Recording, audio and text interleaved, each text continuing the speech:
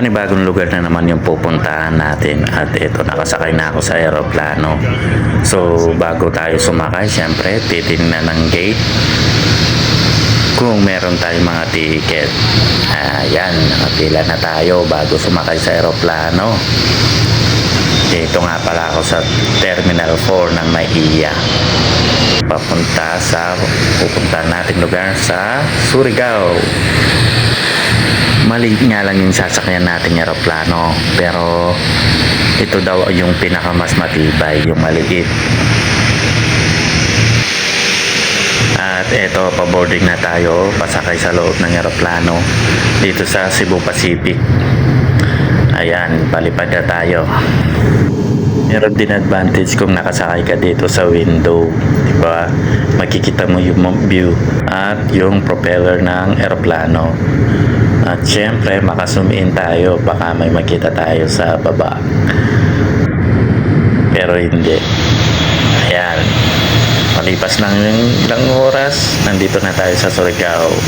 Touchdown, Surigao. Ito na, secure na yung aeroplano at pababa na kami. Syempre, kahit mainit yung araw, picture-picture at video-video tayo. Eto, gala mode muna tayo dito sa siyudad ng Surigao. Malapit dito sa St. Paul at malapit din sa Palengke. So, ayan, naglakad-lakad tayo. Titingnan natin kung ano makikita natin dito sa siyudad at observe natin maigi. Siyempre, familiarization sa mga lugar. At, ayan may mga souvenir pa Pero kararating ko lang Hindi pa ako bibili niyan. Tingin-tingin lang. Ganda sa bahay yan. Bahay kubo. Ayan yung St. Paul. At syempre, dumiretso tayo sa ibang mga lugar.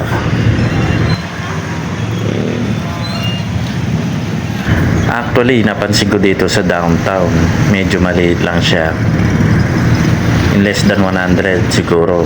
Pwede naman ang maikot itong downtown niya na Surigao.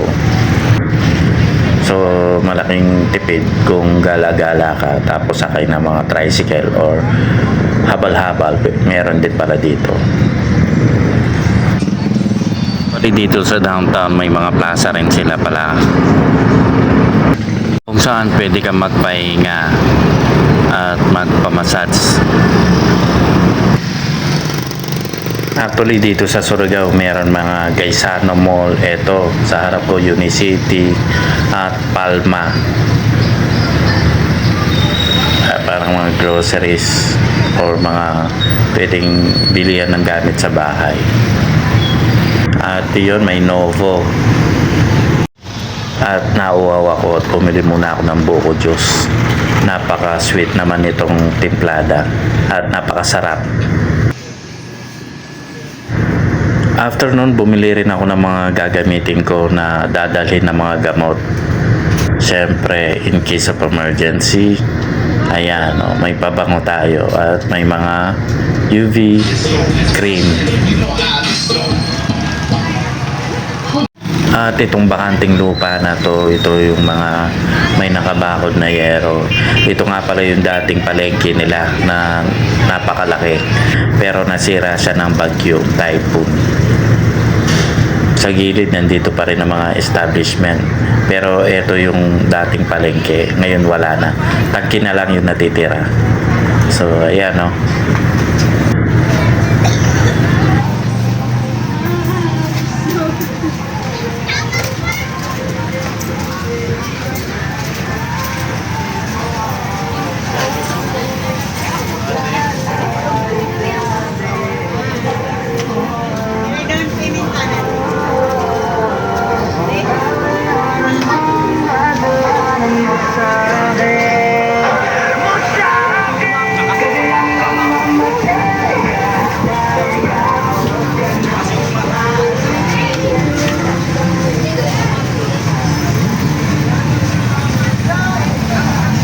Yung bagong palengke pala ay nilipat sa Boulevard Malapit.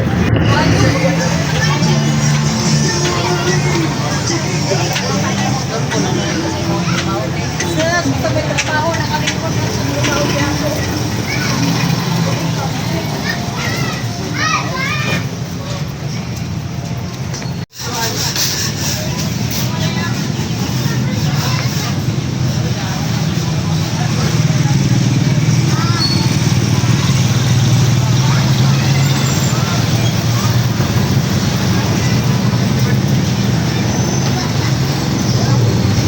Napansin ko dito hindi na masyadong matraffic, hindi kagaya ng dati dahil yung palengke ay nilipat sa Boulevard at ito ngayon napakaluwang, walang traffic. Dati kasi medyo matraffic, crowded yung mga tao.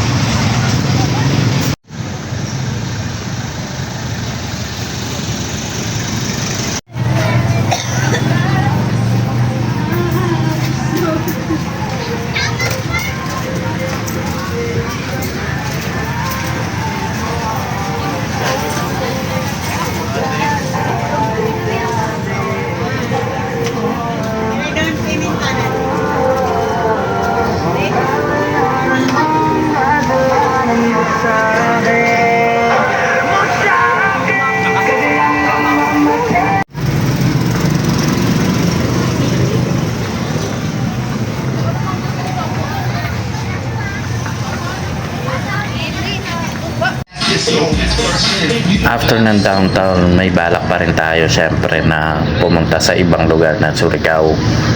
Yung malapit sa mga beach, Siargao, at iba pa.